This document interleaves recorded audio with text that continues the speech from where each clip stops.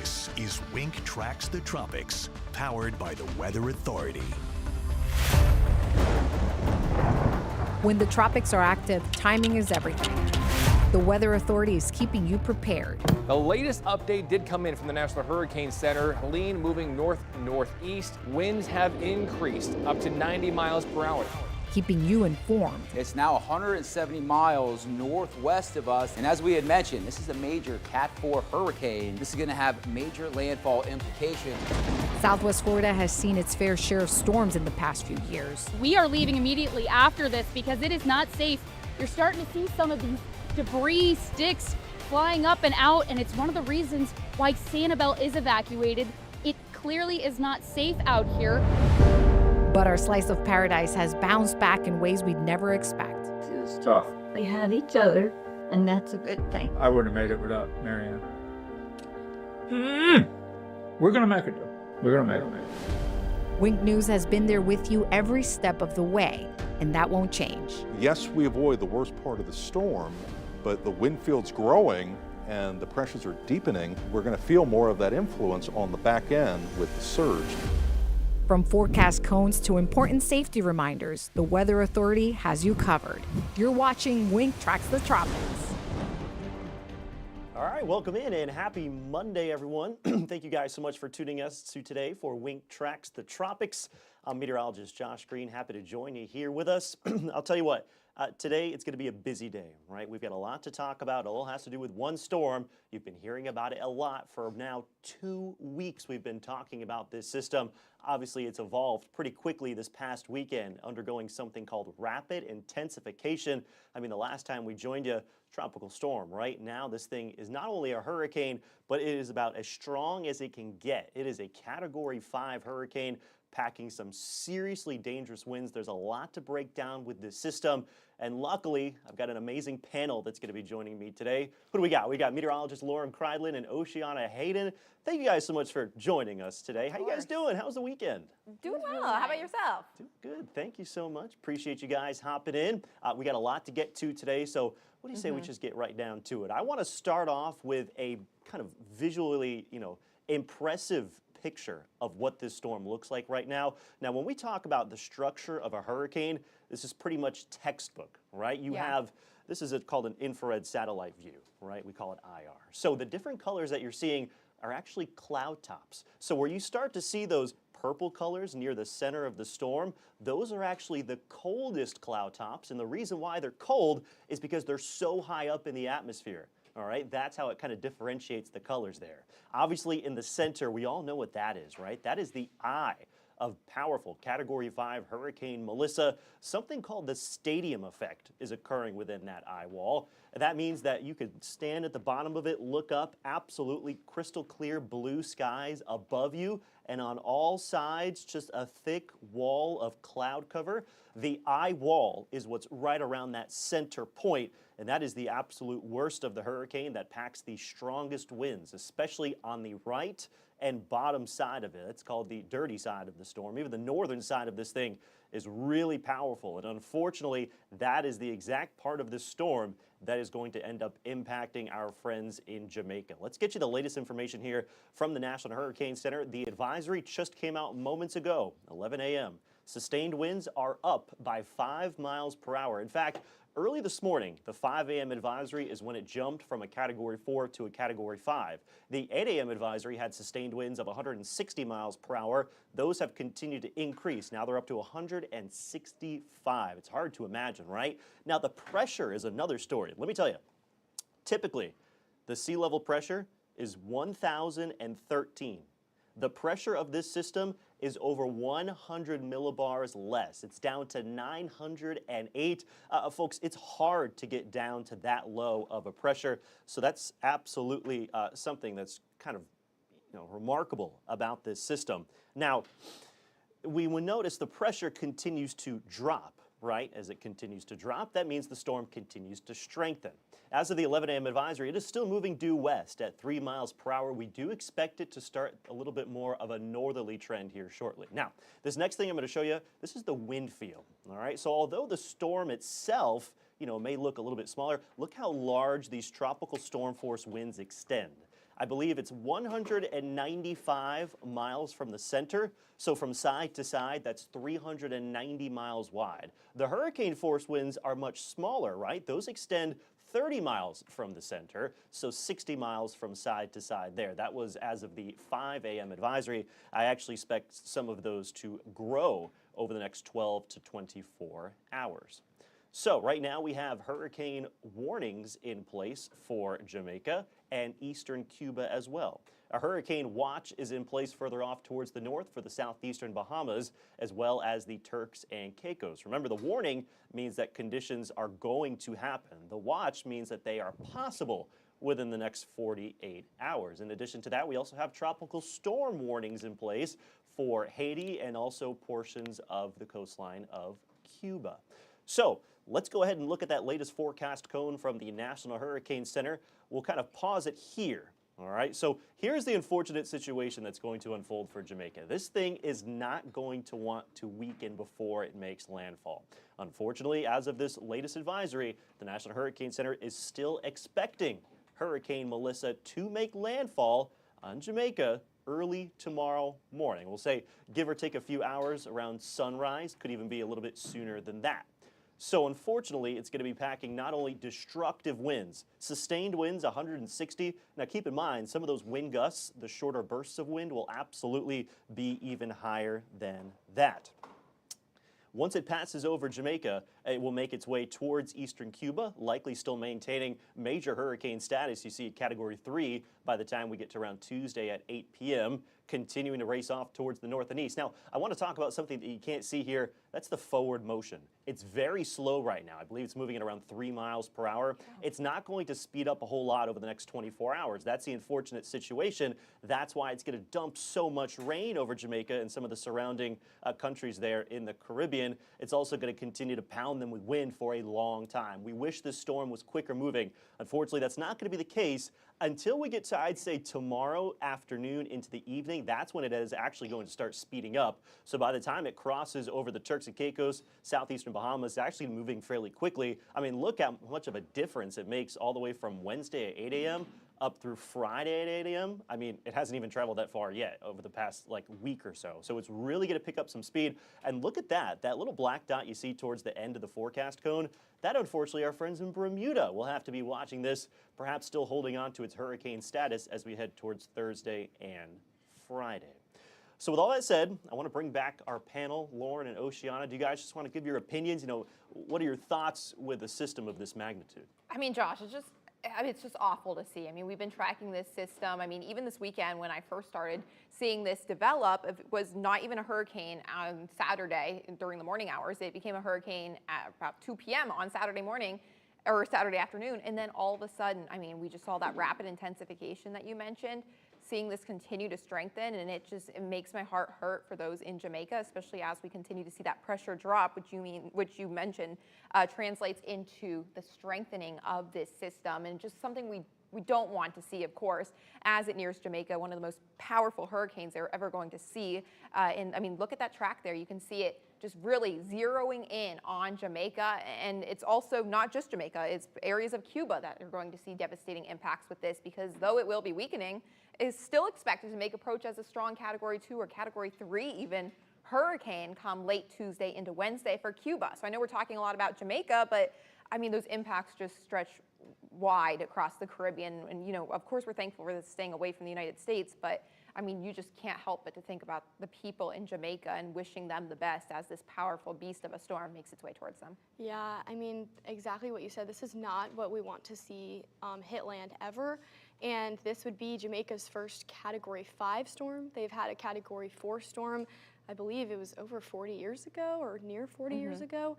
So this has the power to be ultimately extremely devastating. And I was just reading, and I believe Melissa's already responsible for 2 or 3 deaths in Haiti. Because those tropical storm force winds are already in effect. There's also some heavy rainfall being dumped into these areas, and they're still about, I'd say, 12 hours before they really get into the bulk of that hurricane force wind. And then, you know, the mountainous region that Jamaica is, that is also going to ultimately result in some landslides. That's probably going to be the #1 worry and concern for those folks. We saw that with Helene in the Carolinas. The mountainous terrain is really detrimental, and that is what that's the biggest concern right now, I think, for Jamaica. I think the Jamaican officials, I was reading on this just now too, are making an announcement at 11:30 this morning to the public. So I'm curious to see what they have to say. I know they were a little, they were slightly behind on the preparations from what I was looking on this weekend, but it looks to me now that they are boarding things up. Things are happening. Yeah, you know, you made a good point, Oceana, when you talked about the terrain, right? And Lauren touched on that as well. You know, I'm going to talk a little bit about the impacts in just a few minutes, but the terrain, you know, it's different from ours, right? Yeah. So it's kind of hard to put it into perspective. With us here in Southwest Florida, everything's flat, right? We're very close to sea level. The biggest thing in our mind is always surge. We don't have to factor in these things like how does a mountain impact a hurricane, right? Because not only, you know, the positive side of a mountain is that, yes, it can help to disrupt it a little bit. It can help to weaken it slightly. It can also help to diminish those winds as well.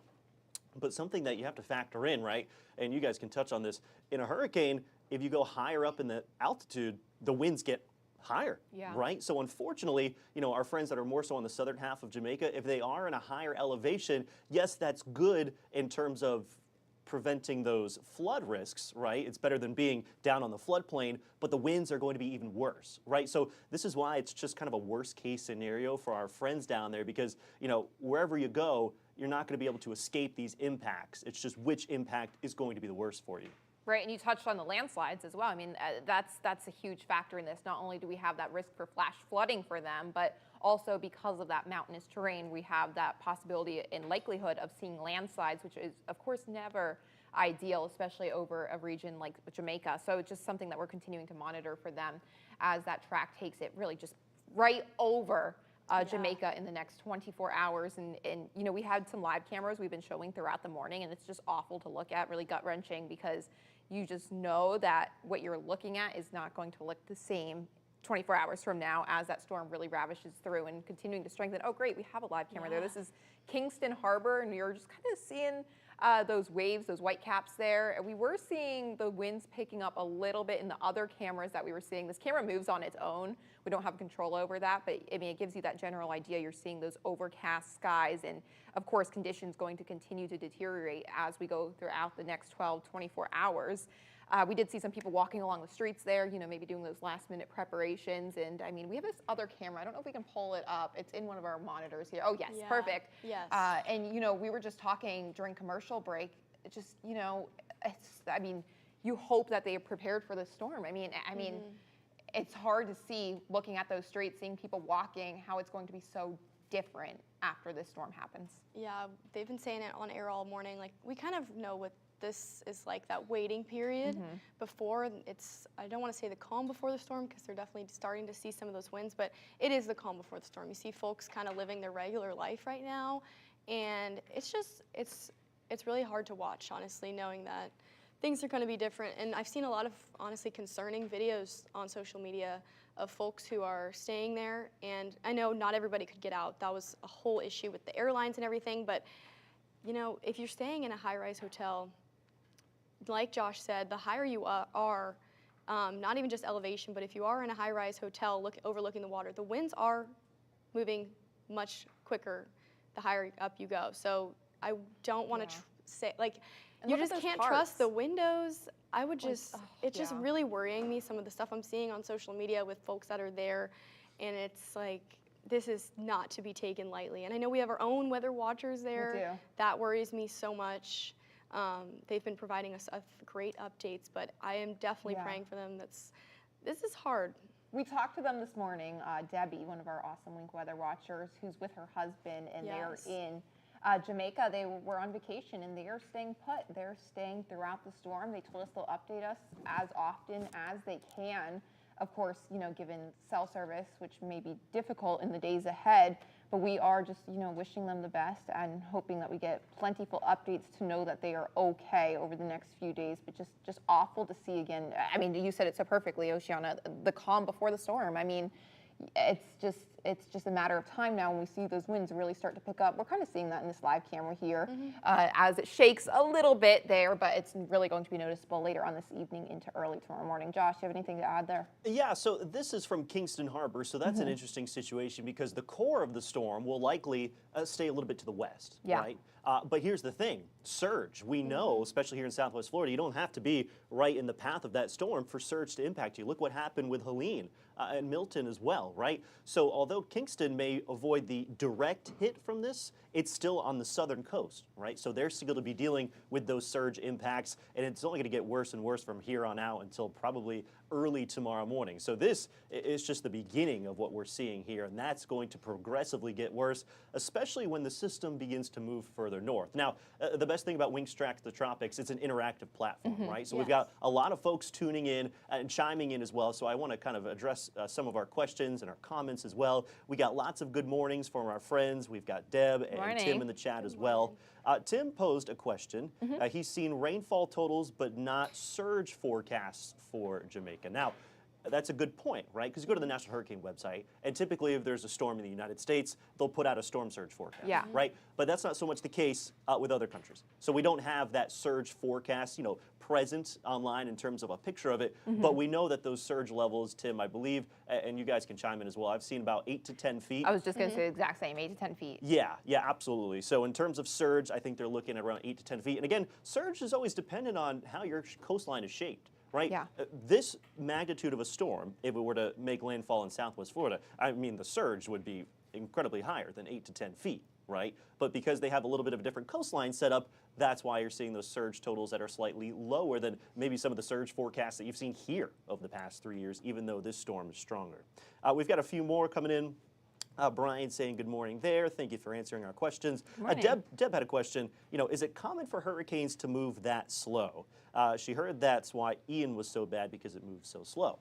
Now, hurricanes can move very slow. It all depends on steering currents, right? So in some situations, you have steering currents that can move these systems pretty quickly. It's exactly what's going to happen later this week when it gets picked up by an upper level trough. That thing is going to zoom off to the northeast. Good riddance, right? Yeah, exactly, right? But the thing is, it's been sitting in the Caribbean now for, I don't know, guys, feels like a while we've been days? tracking this. Yeah, exactly. There hasn't been any steering currents, right? So this thing has been crawling 1, 2, 3 miles per hour for about the past 7 days. So again, it all depends on steering currents with that. So no, the fact that this is slow moving, is not something unheard of. We had another question there, Tim asking, any chance it continues west longer before turning north, subsequently affecting South Florida? I'm very happy to say the answer to that question is no, right? So it will begin to make that turn to the north today, right? I'm already seeing some signs of it as well. It's had a few wobbles. There was, I believe, a ridge that was kind of parked on top, which is weakening, right, which has kind of kept it on that westward trajectory. So that weakens, that allows that slide to the north, which will be occurring here within the next few hours. Josh, do you have the spaghetti models by chance? I don't know if you have them up. If No, not, okay. I looked at them in the my 10 o'clock show, and I just have to note they are very tightly clustered together. Last week when we were tracking this, we had those spaghetti models that were taking it towards the Yucatan, and you didn't know if it was going to move to the west. This is a very defined path with this system, so high confidence with the forecast, which is, I guess good news. There's not really much uncertainty as far as where it's going to go, but just kind of zeroing in there on Jamaica. And I think I was really hoping that with that 11 a.m. update from the National Hurricane Center that we would see maybe it pick up a little bit with those forwards motion. It would have been nice to kind of, not that it would make a huge difference, but see it pick up its forward speed a little bit so it wouldn't be crawling as slow as it is. But we have seen no change with that forward motion. It's still remaining at 3 miles per hour. And then, as you mentioned, seeing that pressure drop, meaning that it's continuing to strengthen. I was kind of hoping that this would level out. But we're still seeing lightning. I was looking at the satellite earlier, and you could still see lightning in the core of that storm. And lightning's a big indicator that this is continuing to strengthen. And it's just, it's not slowing down, unfortunately. Yeah, I was looking at some other past storms, and it seems that the average speed at this point in the Caribbean, usually storms are moving around 10 miles per hour. Around there, 10 or 11 miles per hour, so which is a little bit on the slower side in general. So to see this moving that slow, like below 5 miles per hour, the fact that it was stationary on Friday at one point because of the lack of steering currents, that is the big thing with this storm. Exactly right. That question asked, like with Ian, we saw that with Tropical Storm Debbie was moving a little bit slower, so it was able to dump a lot of rain on the peninsula of Florida. That speed has not only is it at a destructive Category 5 level because of its wind speeds, but that forward movement really just makes things all that much worse. Yeah, so let's go ahead and advance now. We'll talk a little bit about the impacts that we'll be expecting there down in the Caribbean and specifically in Jamaica. Now, we've talked a lot about the forward speed, right? Well, we've got this beautiful in-house model here at the Weather Authority. It allows us to see a high-resolution look at kind of like what the future radar looks like a future track. So I want to put this into play just to kind of show you how this is going to evolve. Our in-house model also showing that turn towards the north as we head towards the afternoon hours. Now, as it begins to move in that northerly direction, it should pick up a little bit of speed. Not enough, but it will pick up a little bit of speed. Here we are at around 8:15 p.m. tonight. This is when some of those really outer bands will start to make more of an impact on the country of Jamaica. Here it goes, moving off towards the north. Now, that landfall likely occurring, I'd say, around sunrise, give or take a couple hours, right? So we're looking at around 5 to maybe 8 a.m. in that time period. It is looking more and more likely that that landfall will occur more so on the southwestern coastline, right? So remember I mentioned Kingston may not be in the direct path, but look at all those southerly winds. That is going to be pushing water onshore, creating big problems when it comes to storm surge. Here we'll go ahead and advance this to the future here. Once we get to around 3, 4 o'clock, that's when the hurricane will start to pull away from Jamaica tomorrow. And at that point, it starts to make its way towards eastern Cuba. Now, one of the big issues with this storm is going to be rainfall. All right, and some of the rainfall total, at least the forecast totals, are even higher than this, right? I played them a little bit softer. 20 plus inches of rain for portions of Jamaica absolutely will be happening. The forecast is called close to 40 inches of rain in some isolated spots. That same situation will be unfolding as you head towards eastern Cuba. Again, we're looking at perhaps over 1.5 feet of rain possible there. And even Haiti, which again is far away from the core of this storm, right? Not even anywhere near that forecast cone at this point, but it just goes to show how those impacts extend outside of the forecast cone because portions of Haiti are expecting over 1 foot of rain in some spots. And again, that is going to cause similar problems like Oceana and Lauren mentioned with those landslides, again, with all of that rain in a short period of time. And again, all of that localized flooding is a reason why that a lot of those low-lying areas in Jamaica have been issued those mandatory evacuations, right? We always say you run from the water and you hide from the wind. You can't escape water. You got to get out, right? There's no hiding from water. You need to get away from it, and higher ground is typically the place to go. And then we talked about the unfortunate side is as you go to higher ground, you're at a higher elevation, therefore you're going to be feeling more of those wind impacts, which again, just kind of goes to show how much of a worst case scenario that we are looking at here. So just to put it all together, and before we give our little final notes here, again, it's a very well organized and powerful system. It's one of the best organized systems we've seen in a while, right? And in fact, this is the 3rd Category 5 storm that we've seen so far this year. Just think about that. A forecast development, it's going to maintain that Category 5 strength as it moves onshore into Jamaica early tomorrow morning. And of course, we talked about the worst of those impacts being the flash flooding, the destructive winds, and the surge. Josh, I'd like to add something. We're talking about that pressure, how it keeps dropping. It's at 908 millibars right now. I just learned moments ago that actually ties the pressure of Hurricane Maria, which was a very powerful storm, if you remember, back in September of 2017. I mean, that was the costliest, deadliest hurricane for Puerto Rico. But that 908 millibars, that ties that right now. So, I mean, obviously, just devastating to see that pressure continuing to drop. Yeah, and I was just reading Haitian Times. It says that 2 people have already died and 1 person was injured in a landslide already in Haiti today and into last night. So this has just begun. So this is something we're going to be watching, for the rest of this week, but specifically today, tomorrow, and Wednesday, where we watch this impact Jamaica and eastern Cuba. Again, this is not going to impact us here in Southwest Florida at all. Not the United States. Everybody's good to go, but definitely something to watch for these folks. And I think you bring up a good point there too. Like, we're so focused on Jamaica, of course, because that is going to be the first to see, and to see the strongest impacts, of course, because this is going to continue to weaken. But we have to remember our friends in Cuba. I mean, they also are going to be seeing devastating impacts. Haiti, like you just mentioned, Dominican Republic, surrounding areas of the Caribbean, they're not spared from this, unfortunately. Of course, the brunt of the impacts going towards Jamaica, especially over the next day. But we are going to continue to track this as it makes other impacts across the Caribbean islands as well. So just something, we'll continue to monitor and think of for our friends, as you mentioned, not impacting us here in Southwest Florida, thankfully, but it's just awful to see. And, we mentioned those weather watchers. We have people there. I've had a couple people comment on my Facebook post that they were on a cruise and they are staying put in Jamaica. They're obviously not on the cruise ship now. But they're over there. They were not able to get off the island. They tried getting a flight and they were unable to. So, they're taking it as best as they can, but it's just awful to see. So we'll be thinking about all the people in Jamaica, visitors and residents alike, as this makes its way towards their area. Yeah, and something that, folks sometimes, forget to keep in mind is that, yes, the initial impacts are terrible, but you have to think what happens afterwards, right? There's no power. We knew that with Ian. There's no running water, right? That creates big issues. I think there's going to have to be a pretty big, humanitarian response down there, and including our friends in the surrounding Caribbean nations as well, just to try to put the pieces back together, as quick as we can. Yeah, that airport in Kingston, I talked about it this morning, but I looked at it on maps. I mean, it is practically at sea level. So getting out of Jamaica over the next few weeks is going to be extremely difficult, I'm sure.